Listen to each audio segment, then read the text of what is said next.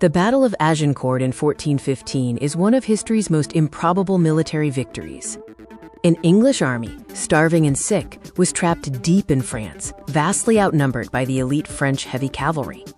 Rain pours over a muddy field as thousands of elite French knights in shining armor stare down a ragged line of English archers. They were starving, sick, and trapped. But these English peasants were about to slaughter the greatest knights in Europe. King Henry V understood that without a tactical advantage, his small army was doomed. His genius lay in utilizing the environment. Henry V chose his ground perfectly. Two thick forests created a narrow funnel that neutralized the massive French numbers.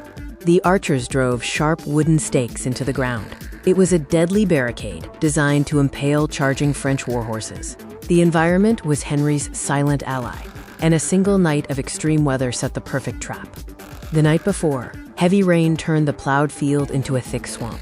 It was the ultimate natural trap for heavy cavalry. Heavy French warhorses sank up to their knees in thick, churned, freezing mud as they tried to build momentum for a frontal cavalry charge. With the French charge slowed, the English deployed the secret weapon that changed warfare forever, the English longbow. The sky turned black with arrows. The English longbowmen unleashed a relentless storm of armor-piercing steel. The French packed together to protect their faces, but the crowd was so tight that men could not even swing their sword. The French advance had already become a slow, crowded mess, and now the arrows caused true chaos.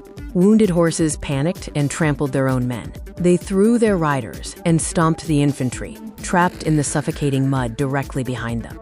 The French charge collapsed into a chaotic, suffocating crush of steel.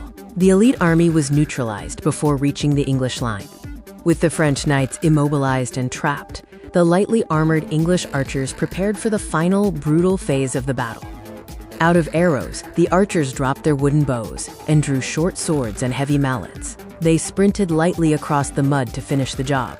A fully armored French knight lies stuck on his back in the mud like a turtle, unable to stand up as a lightly armored peasant approaches him. Heavy armor became a death sentence. Once knocked into the thick mud, many elite knights simply drowned in their own helmets. The Battle of Agincourt was more than just a win. It was a military and social catastrophe for France. The aftermath of the battlefield shows a literal mountain of silver-armored bodies piled high in the blood-stained mud with the English king looking on. In just a few hours, the flower of French nobility was wiped out.